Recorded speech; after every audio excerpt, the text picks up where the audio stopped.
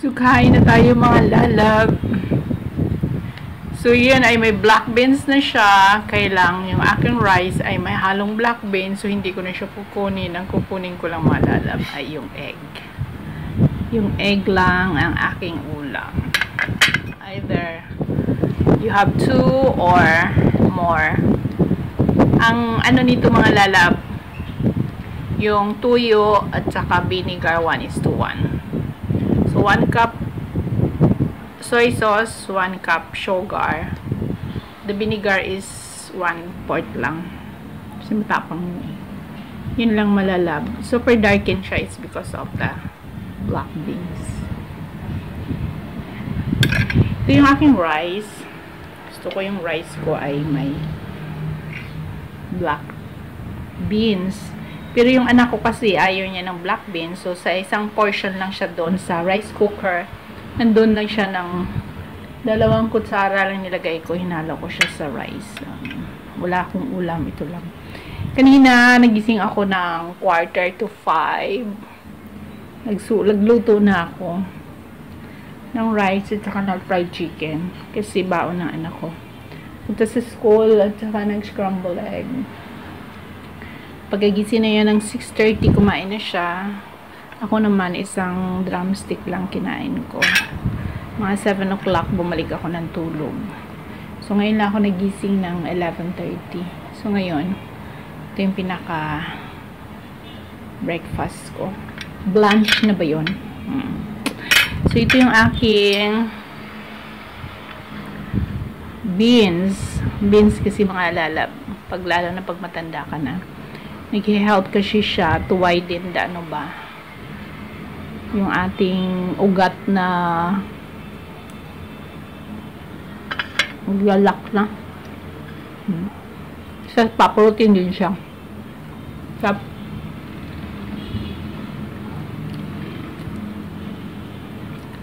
Black bean siya, parang kadyos siya ba?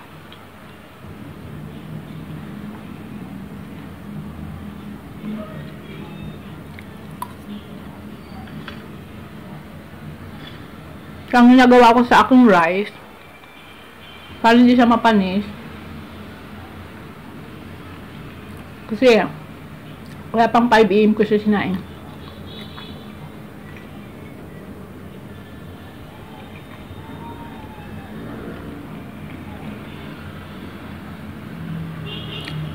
Pinch of salt and then 1 teaspoon vinegar.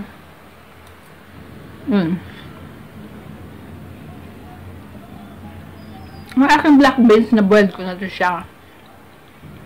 Pero hindi siya talagang malabot pa, medyo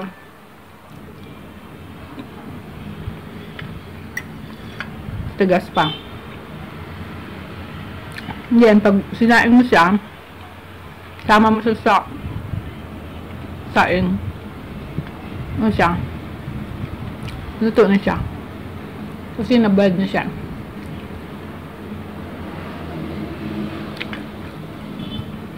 Crunchy siya kasi ano.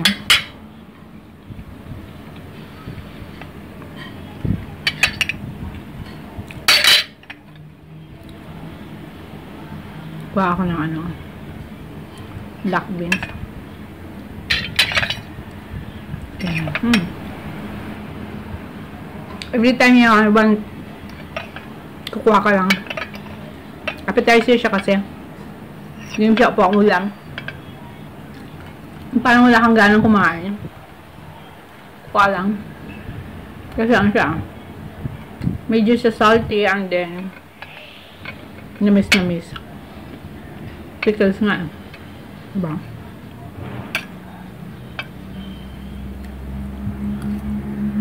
Pwede rin yung black beans niya.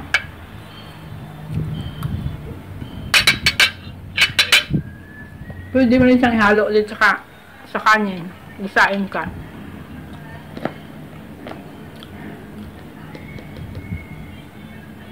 Ganito lang mga lalab kadama. Pwede mo siya ihalo sa kanin pag nagsaing ka. May flavor na siya. Matabang kasi yung kanin, di ba?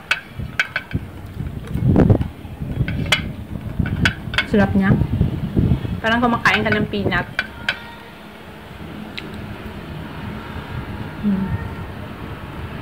Crunchy.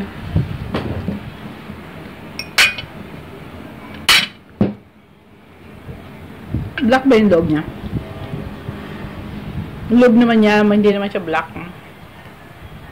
White. Brown.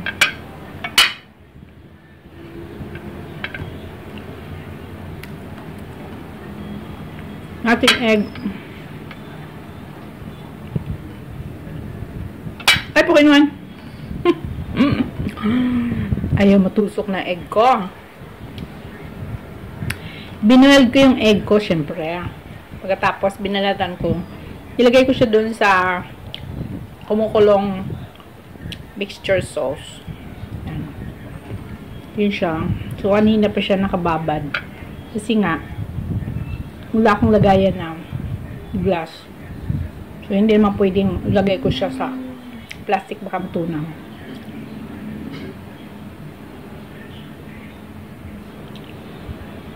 Bite natin.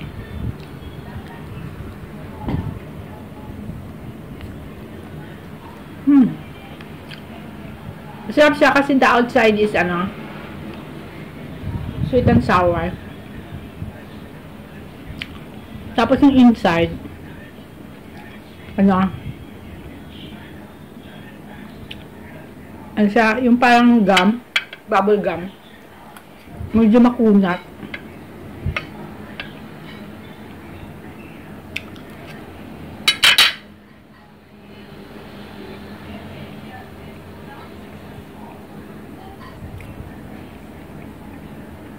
Medyo makunat siya.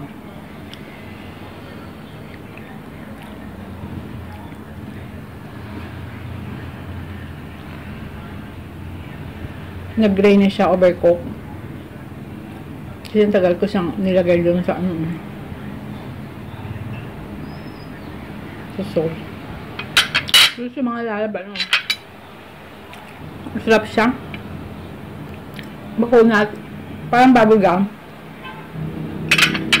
Yung parang egg white doon sa balot. Ano siya. Tapos yung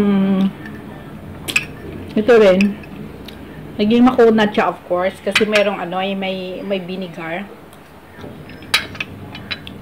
Vinegar ang nilagay. Salty, sweet, and then sour. Siya, naging siya.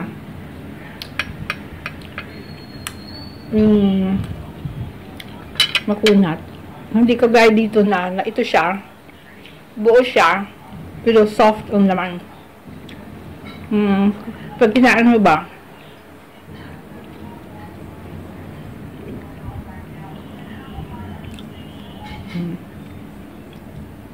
Sap.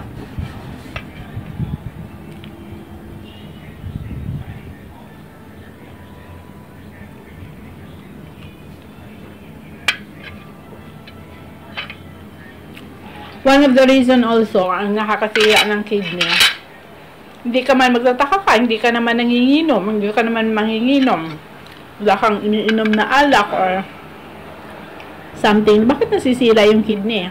Yung pala, makakasira din yung pag madami kang kinakain na rice, mga lalab. Plate ko na lang na basa.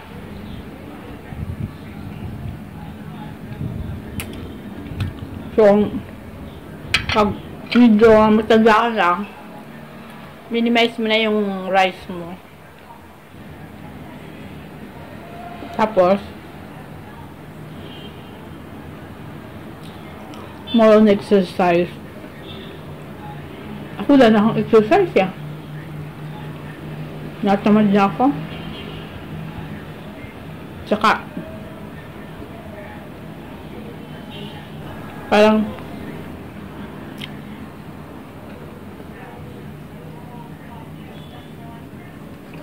masarap niya mga lalab ng egg. Kasi ibang lasa niya, compare mo dun sa soft-boiled egg. Diba? Kasi as a soft-boiled egg, wala kang matitaste na ano. Ito, sa outside layer niya, mayroong sweet and sour, mayroong saltiness, may sweetness, and then may sour. Then after that, yung sa inside ng egg, ang sarap ng ano niya, yung egg siya. Tapos the egg white, parang gummy. Pag kinain mo siya, parang pag kinagat mo siya, lumalaban siya. Ang sarap. Try nyo mga lalab.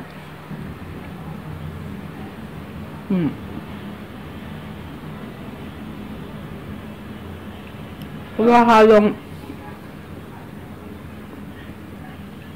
sweetness, saltiness, and sour. 1 cup brown sugar, 1 cup 200 ml ng ano, soy sauce, Silver Swan, 1/3 cup ng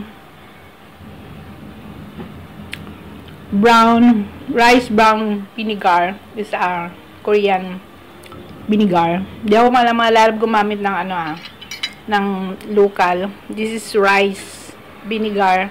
Pero brown siya. Parang ni-brown nila yung rice.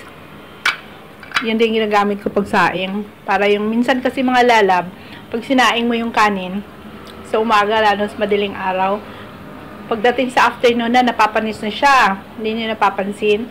Minsan nag-ano na siya, nagmo-moist siya. Dahil napapanis siya dun sa moist niya, tapos nagtulo, parang naglalaway na siya. So, nasasayang yung kanin. So, ang ginawa ko, it's because my rice is Japanese rice. Sticky rice siya. Pag nagsasayang ako, 3 cups ng rice, 4 cups ng water, 2 pinch ng salt, tapos mga 5 drops ng vinegar na rice brown vinegar. It's a Korean brand. Yun ang lalagay ko. Tapos nasain ko na. So, pagdating ng 4 o'clock, 5 o'clock, o 6 o'clock ng hapon, pagdating ng anak ko, yun pa rin yung dinner namin. So, ito siya sticky rice, oh.